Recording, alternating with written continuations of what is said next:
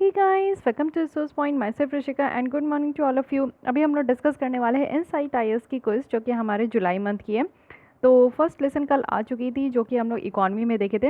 Rest of the questions को आज हम लोग सॉल्व करते हैं। तो चलिए स्टार्ट करते हैं। अगर आप लोग को प्रीवियस मंथ की देखनी है या फिर प्रीवियस लेसन देखनी है तो आपको मेरे चैनल को सब्सक्राइब करना होगा। प्लेलिस्ट में आकर आप लोग डिफरेंट डिफरेंट मंथ की देख सकते हो। तो चलिए स्टार्ट करते हैं हम लोग अपनी आज के लेसन। तो 11th क्वेश्चन से स्टार्ट करते हैं। ये हमारा आज का फर्स्ट क्वेश्चन है। तो यहाँ पे जो क्वेश्चन पूछा जा रहा है वो है आपका भारत बॉन्ड ईटीएफ के बारे में। तो भारत बॉन्ड ईटीएफ के बारे में आपको बताना है कि तीनों स्टेटमेंट में से कौन सी करेक्ट है। फर्स्ट है कि भारत बॉन्ड ईटीएफ जो है ये पैसिवली मैनेज किया जाता है म्यूचुअल फंड को, जो कि यहाँ पे बीएससी यानी कि बॉम्बे स्टॉक एक्सचेंज और यहाँ पे आपका जो नेशनल स्टॉक एक्सचेंज में जो ट्रेड किया जाता है उसी को ये मैनेज करता है। सेकेंड है कि भारत बॉन्ड ईटीएफ की बात करें तो ये इंडिया का फर्स्ट कॉर्पोरेट डेट ईटीएफ है। थर्ड है यहाँ पे कि ये जो इन्वेस्ट करते हैं ये AAA, AA और A रेटेड बॉन्ड जो इशू किया जाता है पब्लिक सेक्टर अंडरटेकिंग उनमें ये इन्वेस्ट करते हैं। तो आपको बताना है कि करेक्ट कौन सा है। First and third, first and second, second and third, first second third. तो भारत बॉन्ड ईटीएफ काफ़ी ज़्यादा न्यूज़ में है जस्ट बिकॉज क्योंकि ये भारत का पहला जो है आप देखोगे कि कॉर्पोरेट डेट ईटीएफ है, तो इसलिए ये सेकंड स्टेटमेंट ऑब्वियसली करेक्ट है। फर्स्ट स्टेटमेंट भी करेक्ट है कि यहाँ पे ये म्यूचुअल फंड जैसा मैनेज किया जाता है जो कि यहाँ पे बीएससी और एनएससी में ये ट्रेड होता है। But third statement is incorrect, so the correct option will be B. आइए डिटेल में देख लेते हैं। Bharat bond exchange traded fund ETF है जो कि आप देखने को मिलेगा कि यहाँ पे आपका ये फर्स्ट जो है कॉर्पोरेट डेट ईटीएफ है। भारत बॉन्ड ईटीएफ की बात करें तो बास्केट ऑफ डेट पेपर्स जो सेंट्रल पब्लिक सेक्टर अंडरटेकिंग की है या फिर सेंट्रल पब्लिक सेक्टर इंटरप्राइजेस की है, सेंट्रल पब्लिक फाइनेंशियल इंस्टीट्यूशन की है, साथ ही साथ इसमें आपका बॉन्ड भी इंक्लूड है जो कि किसी भी गवर्नमेंट ऑर्गेनाइजेशन का है। इनके द्वारा जो इन्वेस्ट किया जाता है वो triple A rated public sector companies में जो है इन्वेस्ट किया जाता है, ना कि AA या फिर single A. Okay, coming to the second question. इसमें आपको बताना है कि कौन सी फॉलोइंग एंटिटीज़ है जो कि यहाँ पे सेबी के रेगुलेशन के तहत आता है। SEBI stand for securities and exchange board of India. First है इन्वेस्टमेंट बैंक, सेकंड है अल्टरनेटिव इन्वेस्टमेंट फंड, थर्ड है यहाँ पे real estate investment trust and fourth one is infrastructure investment trust. तो कौन से यहाँ पे करेक्ट है। First second third, first and second, second third fourth, first second third fourth. तो यहाँ पे अगर हम लोग इसकी बात करें कि सेबी के अंदर रेगुलेशन में कौन कौन सा आता है, तो यहाँ पे फर्स्ट बिल्कुल करेक्ट है, इन्वेस्टमेंट बैंक तो आता ही है। सेकंड भी बिल्कुल करेक्ट है, अल्टरनेटिव इन्वेस्टमेंट फंड है। थर्ड भी बिल्कुल करेक्ट है, रियल एस्टेट इन्वेस्टमेंट ट्रस्ट है। And fourth is also correct, that is infrastructure investment trust. So all these are comes under the regulations of SEBI, so the correct option will be D. Okay, यहाँ पे देख सकते हो और भी है जैसे कि कैपिटल मार्केट है, स्टॉक ब्रोकर है या फिर स्टॉक एक्सचेंज है, कमोडिटीज़ फ्यूचर्स ऑप्शंस है। तो ये सारे जो है ना सेबी के ही डायरेक्ट रेगुलेशंस के अंदर आते हैं। Okay, coming to the third question. Ways and means advances के बारे में बताना है कि करेक्ट कौन सा है। फर्स्ट है कि वेज एंड मीन्स एडवांसेस जो है एक तरीके का फैसिलिटी है जो कि सेंट्रल और स्टेट दोनों को दिया गया है कि वो यहाँ पे अगर पैसे की कमी होती है तो आरबीआई से बोरो कर सकते हैं। सेकंड है कि ये जो है प्योरली लॉन्ग टर्म बोरोविंग है जो कि डेवलपमेंट पर्पस के लिए इस्तेमाल किया जाता है। थर्ड है कि जो इंटरेस्ट रेट है WMA में ये आरबीआई की रेपो रेट ही जैसा होता है। तो करेक्ट बताना है first and second, first and third, second and third, first second third. तो यहाँ पे अगर करेक्ट की बात करें तो फर्स्ट स्टेटमेंट बिल्कुल करेक्ट है। वेज एंड मीन्स एडवांसेज ही है कि यहाँ पे आपका सेंट्रल और स्टेट गवर्नमेंट को दिया गया है कि वो यहाँ पे आरबीआई के द्वारा जो भी है उसको बोरो कर सकते हैं। ठीक है, साथ ही साथ अगर बात करें एक सेकेंड कि यहाँ पे सेकेंड स्टेटमेंट की, तो ये स्टेटमेंट थोड़ा सा इनकरेक्ट है, देखेंगे कि क्यों इनकरेक्ट है। और थर्ड तो बिल्कुल करेक्ट है, जो इंटरेस्ट रेट आपका WMA में लगता है वही आपका जो है आरबीआई का जो रेपो रेट होता है उतनी इंटरेस्ट लगता है। So first and third statement is correct, so the B option will be correct है। ओके, आरबीआई जो है रिसेंटली इनके द्वारा अनाउंस किया गया है 60% इंक्रीज़ करने का वेज एंड मीन्स एडवांसेज का, जो कि यहाँ पे आपका स्टेट गवर्नमेंट का लिमिट लगाया गया है। और साथ ही साथ अगर हम लोग देखें तो ये एक तरीके का फैसिलिटी है जो कि स्टेट और सेंट्रल गवर्नमेंट को दिया जाता है। ये जो बोरोविंग है ये प्योरली हेल्प करता है उनको कि टेम्प्रेरी जो मिसमैच हो रहा है यानी कि उनके रिसिप्ट का और एक्सपेंडिचर का जो मिसमैच हो जाता है टेम्प्रेरी पीरियड के लिए, तो वो इसको जो है ठीक करने के लिए यहाँ पे दिया गया है। साथ ही आरबीआई एक्ट 1934 के सेक्शन 17(5) के थ्रू देखें तो यहाँ पे सेंट्रल बैंक को ऑथराइज़ किया गया है कि वो सेंट्रल गवर्नमेंट और स्टेट गवर्नमेंट को लेंड कर सकते हैं यानी कि उनके रीपेबल के लिए। ठीक है, और ये 3 मंथ से ज़्यादा नहीं होना चाहिए जब से यहाँ पे एडवांस दिया गया है। और साथ ही जो इंटरेस्ट रेट है वो यहाँ पे आरबीआई का रेपो रेट ही होना चाहिए। बेसिकली जो रेट है जिसके थ्रू जो है बेसिकली ये रेट है जिसमें कि ये लेंड करते हैं शॉर्ट टर्म मनी, वो भी बैंक को, तो यही है रेपो रेट। ओके, तो इसी को ध्यान रखिएगा आप लोग। साथ ही यहाँ पे अगर देखिए तो हाँ, इतने पॉइंट्स आप लोग को ध्यान में रखना है। Coming to the next point that is new development bank. तो फर्स्ट स्टेटमेंट है, करेक्ट बताना है। फर्स्ट स्टेटमेंट है कि न्यू डेवलपमेंट बैंक एक मल्टीलैटरल डेवलपमेंट बैंक है जो कि ब्रिक्स स्टेट के द्वारा इसको इस्टेब्लिश किया गया था। सेकंड है कि जो स्टेट गवर्नमेंट है इंडिया में वो यहाँ पे लोन ले सकते हैं एनडीबी से। थर्ड है कि यहाँ पे जो इंडिया है ये सेकंड लार्जेस्ट शेयर होल्डर है एनडीबी का। तो आपको करेक्ट बताना है, first only, first and second, first and third, first second third. तो यहाँ पे करेक्ट बताइए कौन सा करेक्ट स्टेटमेंट है।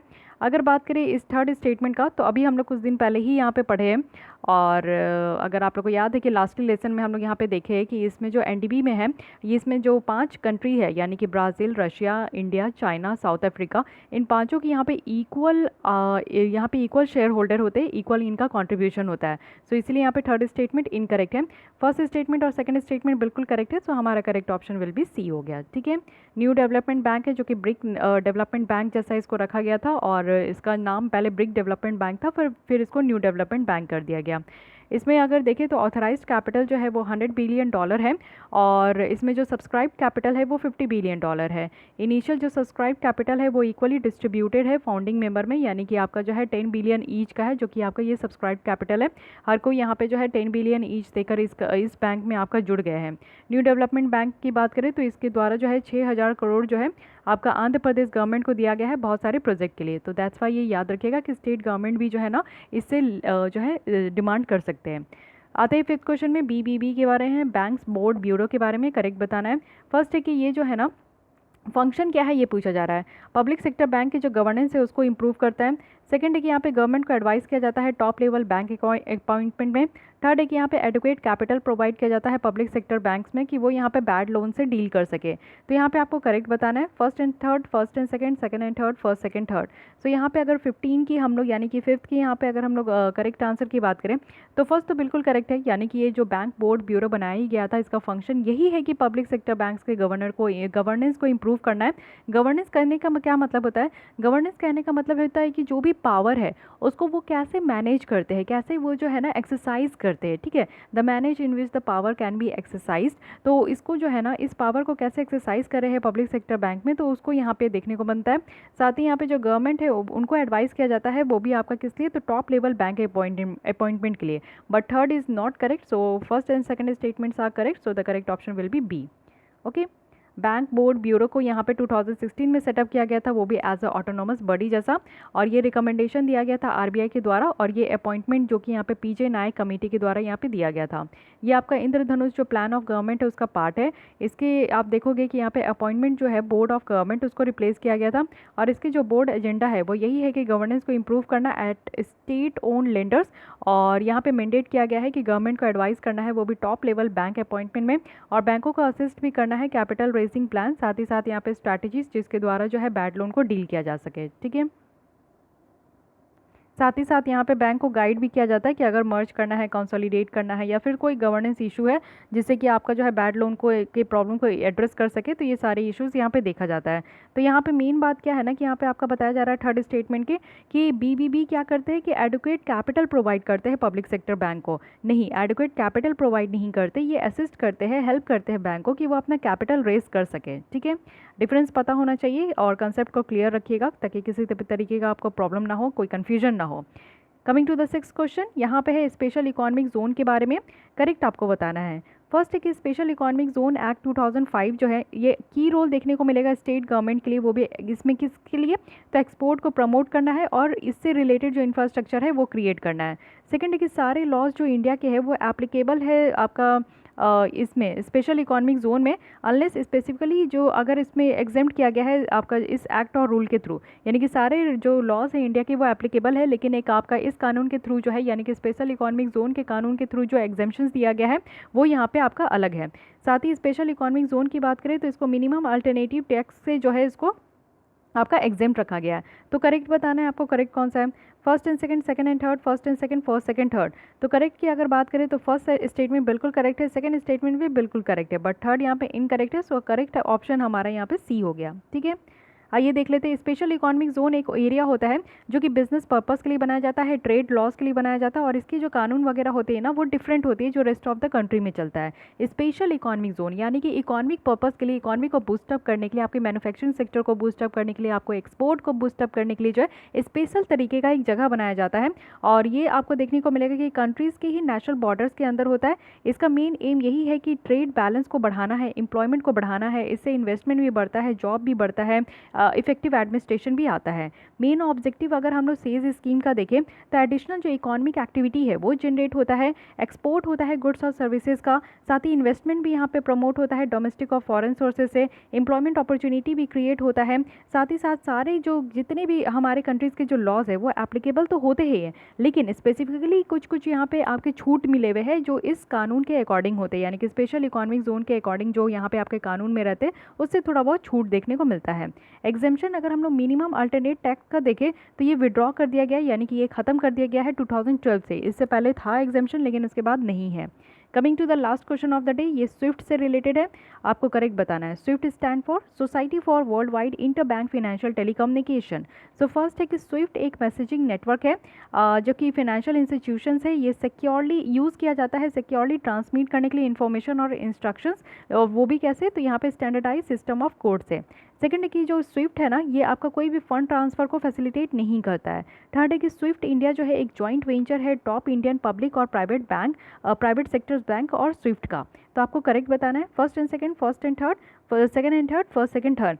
तो मे भी आप लोग को इस क्वेश्चन में थोड़ा सा तकलीफ हो सकता है क्योंकि स्विफ्ट के बारे में अगर आप लोग पढ़े हो तो वेल है कि आप लोग यहाँ पे अच्छे तरीके से परफॉर्म कर सकते हो, बट अगर नहीं पता है तो आप लोग जो है गलत कर सकते हो। तो स्विफ्ट के बारे में अगर देखोगे तो ये एक मैसेजिंग ही नेटवर्क है जिसमें कि फाइनेंशियल इंस्टीट्यूशंस जो है ना एक सिक्योरली ट्रांसमिट इन्फॉर्मेशन को वो यूज़ करते हैं और इंस्ट्रक्शन को वो यूज़ करते हैं जो कि एक स्टैंडर्डाइज सिस्टम ऑफ कोड है, यानी कि मैसेज है जो कि अगर आपको मैसेज दिया जाता है तो एक कोड के फॉर्म में यहाँ पे मैसेज दिया जाता है जिसको कि बहुत ज़्यादा सिक्योर होता है। स्विफ्ट अगर देखें तो इसमें कोई भी फंड आपका ट्रांसफ़र को फैसिलिटेट नहीं करता, आप इसके थ्रू फंड ट्रांसफ़र नहीं कर सकते हो। और थर्ड है कि स्विफ्ट जो इंडिया जो है एक जॉइंट वेंचर है जिसमें कि टॉप इंडियन पब्लिक और प्राइवेट सेक्टर्स बैंक है, साथ ही साथ स्विफ्ट भी है। तो all of the above statements are correct, so the correct option will be D. Okay, यहाँ पे इसकी पूरी डिटेल है कि स्विफ्ट मैसेजिंग क्या है वो मैं समझा दी। स्विफ्ट के अंदर क्या है कि हर एक फाइनेंशियल ऑर्गेनाइजेशन का एक यूनिक कोड होता है जो कि यहाँ पे पेमेंट को रिसीव और सेंड करने के लिए इस्तेमाल किया जाता है। इसमें कोई भी फंड ट्रांसफ़र नहीं होता है, ये पेमेंट ऑर्डर को सेंड करते हैं जो कि यहाँ पे सेटल किया जाता है जिसके भी अकाउंट होते हैं। स्विफ्ट एक सिक्योर फाइनेंशियल मैसेजिंग कैरियर है, साथ ही साथ यहाँ पे मैसेज को ट्रांसपोर्ट किया जाता है एक बैंक से दूसरे इंटेंडेड बैंक से जो कि उससे जुड़े हैं उस बैंक से। ठीक है, कंपनी जो है यहाँ पे क्रिएट किया जाता है जिससे कि हाई क्वालिटी डोमेस्टिक फाइनेंशियल जो मैसेजिंग सर्विस है वो यहाँ पे डिलीवर कर सके, वो भी इंडियन फाइनेंशियल कम्युनिटी को। तो इतनी चीज़ें आपको पता होना चाहिए about Swift. Okay, so guys आज के लिए इतना ही, मीन्स इतने ही क्वेश्चन थे, आज 7 ही क्वेश्चन थे। नेक्स्ट हम लोग स्टार्ट करने वाले इकोलॉजी एंड इन्वायरमेंट के साथ, अगेन बहुत ही ज़्यादा इंटरेस्टिंग एंड इन्फॉर्मेटिव होने वाला है। तो आज आप लोग को ये लेसन कैसा लगा, अगर अच्छा लगा तो लाइक कीजिएगा, अपने दोस्तों के साथ शेयर कीजिएगा, और आउट ऑफ 7 आपको कितने मार्क्स आए मेरे साथ ज़रूर शेयर कीजिएगा, और हो सके तो मेरे चैनल को ज़रूर सब्सक्राइब कर लीजिए क्योंकि सब्सक्राइब कीजिएगा तभी आपको मेरे द्वारा अपलोड किए हुए जितने भी वीडियोज़ है वो आप तक पहुँच पाएंगे। सो आज के लिए बस इतना ही, थैंक यू।